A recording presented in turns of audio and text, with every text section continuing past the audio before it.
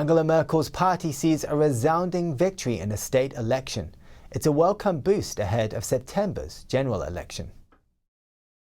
Chancellor Angela Merkel's party gains momentum from the last German state election before the national vote in September, and it's seen as a triumph for the popular state governor. We have won the elections, and that is a good thing, because with that we have set a signal of where the centre is in Saxony-Anhalt and what the voters really want. Merkel's Christian Democratic Union in Sunday's election in the eastern state of Saxony-Anhalt gained 7% compared to 5 years ago, winning a total of 37% of the vote. Pre-election polls had pointed to a much narrower outcome, in some cases even a neck-and-neck race with the right-wing Alternative for Germany. Elections in Germany's 16 states are often seen as important bellwethers for the national mood. The outcome is welcome news for Merkel's would-be successor, Armin Laschet. Sunday's results were disappointing for the other two parties competing for the chancellery in the September national election, the Social Democrats and the Green Party. Thousands of people marched through Budapest on Saturday against plans to open a Chinese university campus in Hungary's capital city. Thousands of Hungarians protested on Saturday against a proposed Chinese university campus in Budapest. The protesters marched through the capital to the national parliament, carrying signs which read "Treason" and "Hungarian University from Hungarian money." Critics of nationalist Prime Minister Viktor Orban accuse him of cozying up to China. They fear the campus could undercut the quality of higher education and help Beijing increase its influence in Hungary and the European Union. Hungary's government signed an agreement with Fudan University in April.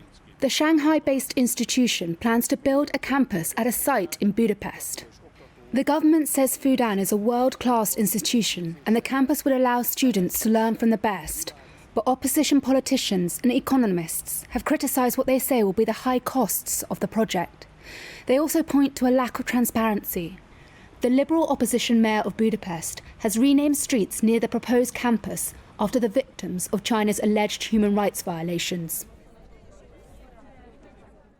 The Fudan Budapest campus would be the first ever European campus for a Chinese university. Our Foreign Affairs Correspondent Sharon explains what impact this would have on Hungary and why so many people oppose this project.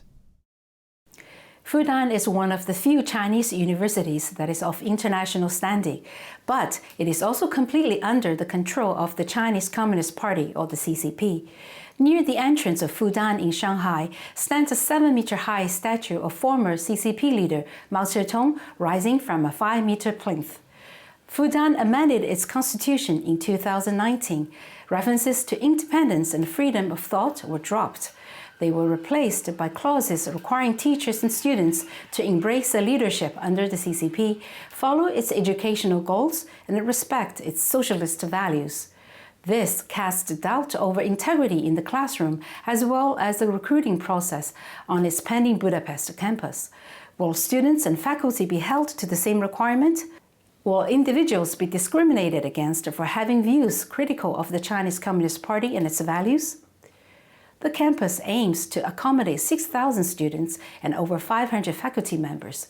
People fear that the campus will become a center of influence for the CCP in Europe. The massive protest over the weekend is a testament to this fear. For the protesters, the good news is the Hungarian government seems to be softening its position on the plans following the massive demonstration. The Hungarian Prime Minister's cabinet chief said the university was not even at the planning phase and it could be put to a referendum once it is ready. Back to you, Stuart.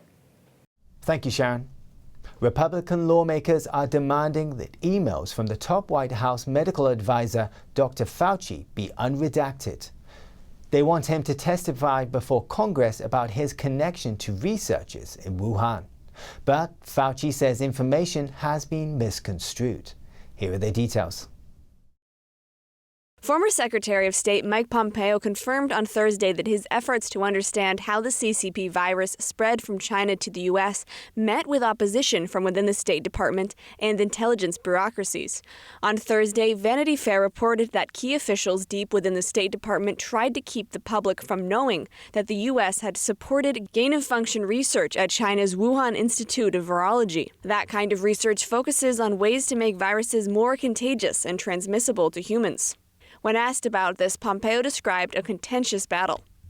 U.S. tax dollars partially funded that research as far back as 2012 through the NIH and nonprofit EcoHealth Alliance. Documents show that about $600,000 of a grant given to EcoHealth Alliance was channeled to the Wuhan lab to research coronavirus in bats. The director of EcoHealth wrote Fauci an email thanking him for publicly stating scientific evidence supports a natural origin for COVID, not a lab release. Fauci replied saying, "Many thanks for your kind note." EcoHealth didn't immediately reply to NTD's request for comment. House GOP lawmakers are demanding Fauci's communications be unredacted. They also want him to testify. Fauci told CNN and MSNBC the email from EcoHealth has been misconstrued. Responding to a question about whether he had a cozy relationship with researchers at the Wuhan lab, he said, "That's nonsense. I don't even see how they get that from that email." Fauci has denied that his agency, the NIAID, was involved in gain-of-function research on viruses. The White House responded after Fauci's emails were dumped. Press Secretary Jen Psaki says Fauci is an undeniable asset amid the pandemic. The former White House testing czar, Admiral Brett Garrar, told Fox News Fauci lied about the origin of the virus in 2020. He says Fauci pushed the possibility of the virus developing naturally, without sufficient data. Fauci's book, Expect the Unexpected, was pulled from online stores. The publisher said the release was connected to a documentary, but was up for sale prematurely. Senator Rand Paul criticized the book, calling it science fiction. U.S. Secretary of Defense Lloyd Austin is requesting that $30 million of the defense budget be used to go after extremism in the military.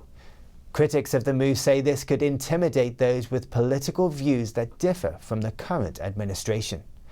NTD Steve Lance brings us more from D.C. The Biden administration is proposing to spend an additional $30 million of the defense budget to dig out what they call extremism in the military. Part of the plan would include monitoring the social media accounts of military members. What has some military experts concerned is the potential for a broad interpretation of what they deem to be extreme. The actual problem with having the Pentagon spying on our troops is exactly who decides what is extreme and what isn't. And right now, the Biden administration is hardly a trustworthy source to be that judge. In our interview with Jim Hansen, a former sergeant in the Army Special Forces, he says that one of his biggest concerns is the potential for partisanship in the upper ranks of the military. One of the biggest problems we have right now is that our military has become politicized, both at the top levels of military leadership and also the civilian leadership. Some say that the Department of Defense's decision to monitor members of the military may be in response to some of those who breached the Capitol on January 6th having ties to the military. Prior to leaving office, former President Trump was greeted with strong enthusiasm from cadets at the Army-Navy game at West Point. And throughout his presidency, his favor among the rank and file in the military remained high. Hansen went on to say free speech should be ensured for the men and women who protect such liberties. We can't have the military being used as a laboratory for social engineering and a place where you're punished for protected political speech just because it doesn't agree with the policies of the current administration. President Biden's Defense Secretary Lloyd Austin recently announced the plan to monitor recruits for signs of extremism. The proposed budget also plans on monitoring those with security clearances for signs of extremism. Steve Lance, NTD News, Washington, D.C. U.S. intelligence officials say they haven't found any evidence that a series of unidentified flying objects were alien spacecraft. These UFOs were observed mostly by U.S. Navy aviators in recent years. Some of the objects reportedly reached unexplainable speeds or hung in the sky for hours.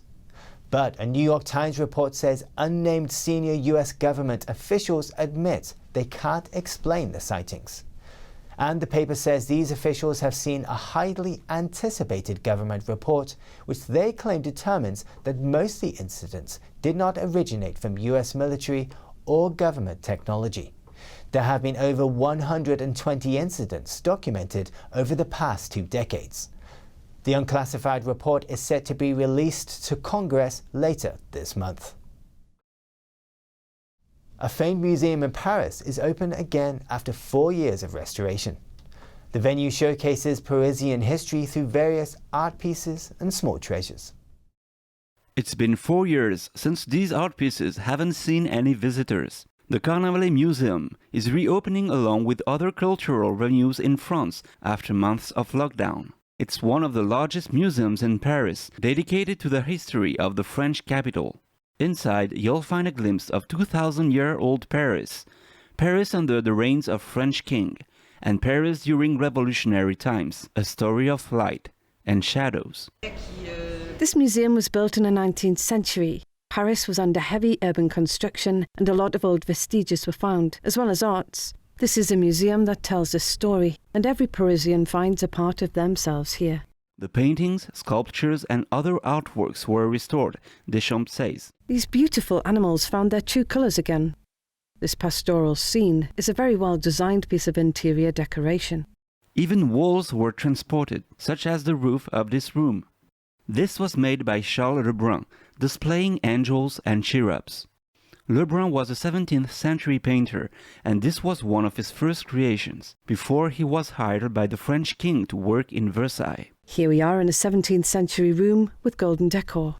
A remembrance of the time when nobility resided in golden rooms. The restoration of old interior decorations also shows the evolution of fine arts, from the classical Romantic period to the Belle Époque era in the early 20th century. Visitors can also find curious, beautiful art pieces. Here you'll find the ancient shop signs. Some of these were very detailed and superbly crafted. An old Paris that might stay forever, as the museum creators wish it to be. David Vives, NTD News, Paris. If you are watching on Sky TV 190 or Freeview 271, we have some news for you. From the 13th of June, we will roll out an updated broadcasting schedule. Stay tuned to our website ntd.com for details. That's the news for today, and thanks for tuning in. I'm Stuart Lees.